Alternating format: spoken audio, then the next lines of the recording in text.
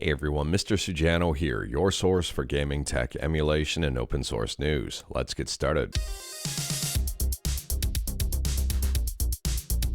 Alright, to kick things off, we're talking about Emudeck, which is kind of an all-in-one solution for emulation on your Steam Deck and other devices. Emudeck just released version 2.4, and it now includes Azahar for Nintendo 3DS, or Athahar, as well as Citron for a Nintendo Switch. However, for those with Emudeck, it seems that some people are hesitant to update and some people are experiencing issues. This person here in the comments right on that video says SRM is now borked on my Ally X after the update. It no longer categorizes my emulators or ROMs. This person says, did the update, emulation folder changed, had to copy them to the new folder. Different problem. Every time I start Emudeck, it deletes my installed emulators. Not sure if it just resets everything and not just emulators. And then they say, edit, seems like a permission issue, never had that before. Also, my version is 2.4.2. Dev, maybe the wrong version got published. And taking a look over on Reddit, and this person says, this update totally broke the Windows version. All the file paths across the software have reset to default. Emulator configs, ROM locations, save file symlinks. And taking a look at another subreddit, and this person asks, before I update, anyone having issues with it? And this person replies, that is the real question, lol. That's someone who has learned from experience and now chooses to learn from others' experience. So based on those limited comments, it seems that fresh installs may be the way to go here. And taking a look, there is a new level of integration you can choose, low or highest, and well, that might be something for some people.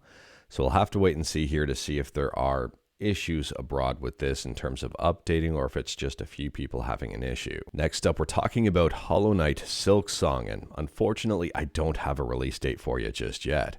A lot of people have been wondering about this game for a long time. It's been on a lot of people's radars for a long time. Anyways, here it's being talked about again because of a very rare update that someone spotted over on SteamDB. So taking a look over on SteamDB, and there were some updates about 4 months ago, an update about 26 days ago to add family sharing. And then there were some recent library updates, and on top of that, they updated for cloud gaming and cloud gaming NVIDIA, and I guess also adding the category in for family sharing. So I'm not quite sure exactly what's going on here, if we're going to get an announcement with some updates about this game or what. I don't want to say this is a nothing burger. Obviously it's something, but to the extent of what is, well, that's the big question here. Who knows if we're going to hear anything soon about Hollow Knight Silksong, but I know a lot of people really want to hear about it. And speaking about waiting forever and wanting to hear about stuff, next up we're talking about Half-Life 3. Don't hold your breath about this one either. Take this one also with a massive grain of salt, just a huge chunk of it. Anyways, here there's a brand new video on YouTube that's got quite a number of views. It's already got over 100,000 views and it was just released. And it's called New Half-Life 3 is Almost Ready. Now, I'm not going to lie here. I'll believe it when I see it. In terms of Half-Life 3, we've been dealing with rumors for years. This is, well, it's another rumor in a sea of rumors, in an ocean of rumors, in a very deep ocean of rumors. I'm not too sure about this one. Whenever Half-Life 3 is announced, it'll probably break the internet. So I don't know here. Let me know your thoughts about this one in the comments below. Let me know if you think a new Half-Life 3 is going to be announced soon, or if this is all just really nothing. Next up here, we're talking about Tony Hawk 3 and 4, and it turns out that Bam Margera is rumored to be in the game now. When this game was initially announced, it seemed that Bam was left off the roster, and understandably so, due to a whole bunch of possibly legal and personal issues with a bunch of different people. Anyways, here it's being claimed that Tony Hawk was the one who got Bam in the game. Unfortunately, I don't know the truth to these rumors. The rumors started out over on a podcast and they are being reported over on VGC. If you wanted to learn more about it, like everything we talk about, links are in the description below right at the bottom. I don't hide my sources. And seeing here, it appears that VGC has contacted Activision, but they haven't heard back yet. And as for whether or not I want Bam in Tony Hawk's 3 and 4, I would say probably. I know Bam has had some legal issues. Hopefully all of that is behind him. Hopefully the personal troubles are behind him as well. I really don't know there. But at the same time here, I mean, he was a fun character to play in those games, and I don't think the games would feel right without Bam. But let me know your thoughts about that one in the comments below. Next up, we're talking about Chrono Trigger. Now, Chrono Trigger is approaching its 30th anniversary, and there's been a lot of talk surrounding this game recently. There's been a lot of rumors and speculations as to what exactly Square Enix may have up their sleeve for this game. Anyways, they've just reported their lifetime sales for the game, and Chrono Trigger has surpassed 5 million sales. That's actually kind of lower than what I would have expected for a game of this caliber. But anyways, here, this is, well, it's good information. I'm very curious to see what happens, and I guess this is more of just a friendly heads up. Next up, we're talking about Minecraft, and if you were ever wondering when Mojang is going to be releasing a Minecraft 2, the answer is probably never. So here's the article over on IGN.com, and again, like everything we talk about, link is in the description below at the bottom. But the response is, do you think we're going to have an Earth 2? I've got no idea on how long they're going to continue to support Minecraft, but it seems, I don't want to say forever, but it seems like it's going to be a very long time. Hopefully I don't eat those words. And for those not believing and for those hoping that there's going to be a Minecraft 2, well, here's the other part of the quote.